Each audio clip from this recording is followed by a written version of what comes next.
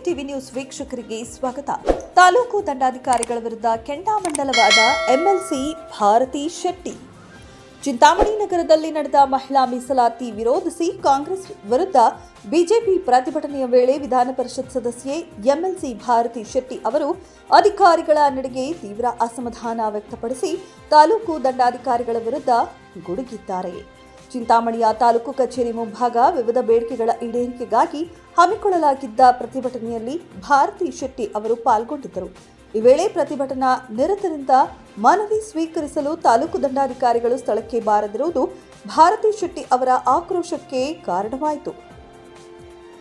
ಜನಪ್ರತಿನಿಧಿಗಳು ಮತ್ತು ಸಾರ್ವಜನಿಕರು ಬೀದಿಯಲ್ಲಿ ನಿಂತು ಪ್ರತಿಭಟನೆ ಮಾಡುತ್ತಿದ್ದರೂ ಕನಿಷ್ಠ ಸೌಜನ್ಯಕ್ಕಾದರೂ ಬಂದು ಮನವಿ ಸ್ವೀಕರಿಸದ ಅಧಿಕಾರಿಗಳ ನಡೆ ಅಕ್ಷಮ್ಯ ಎಂದು ಅವರು ಕಿಡಿಕಾರಿದರು.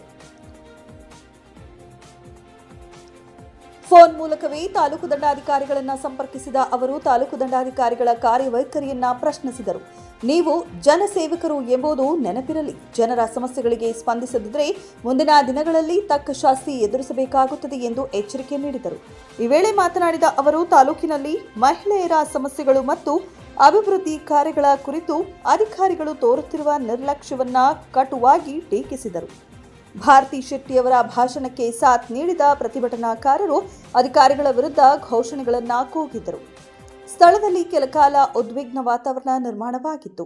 ಅಧಿಕಾರಿಗಳು ಸ್ಥಳಕ್ಕೆ ಬಂದು ಮನವಿ ಸ್ವೀಕರಿಸುವವರೆಗೆ ಪ್ರತಿಭಟನೆ ಹಿಂಪಡೆಯುವುದಿಲ್ಲ ಎಂದು ಪಟ್ಟು ಹಿಡಿದ ಘಟನೆ ಆಡಳಿತ ವರ್ಗ ಮತ್ತು ವಿರೋಧ ಪಕ್ಷದ ನಡುವಿನ ಶೀತಲ ಸಮರಕ್ಕೆ ಸಾಕ್ಷಿಯಾಯಿತು.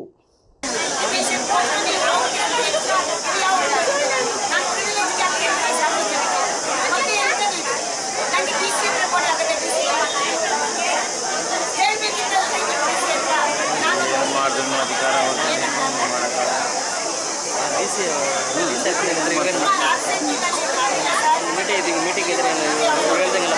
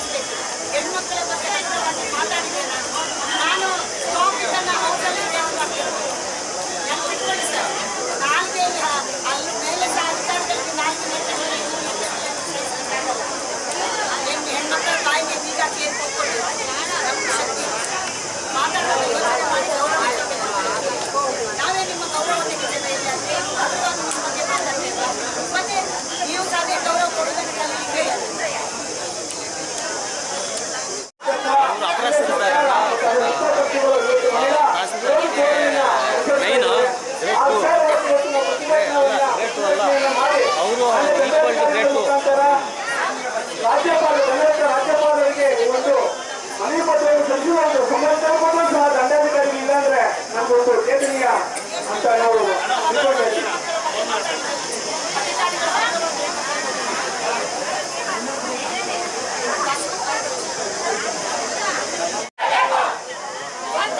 ಮೀಟಿಂಗ್ ಬಿಟ್ಟೆ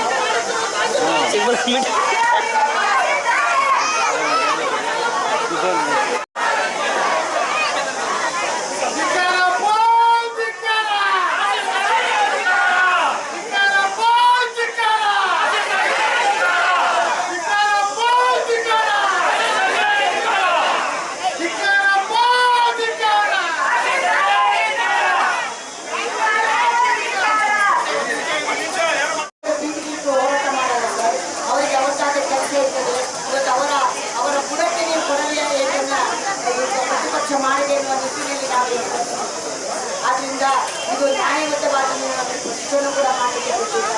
ಇದನ್ನು ಕೂಡ ಅವರಿಗೆ ತಹಶೀಲ್ದಾರಿಗೆ ನಾವು ಮನವರಿಕೆಯನ್ನು ಮಾಡಿಕೊಡಬೇಕು. ಇದನ್ನು ನನ್ನೆಲ್ಲರ ಪರವಾಗಿ ನಾನು ಕೊಡ್ತಾ ಇದ್ದೇನೆ. ಇದನ್ನು ಸ್ವೀಕಾರ ಮಾಡಿ ಮುಂಬರವನ್ನು ಕೂಡ ಕೊಡಬೇಕಂತ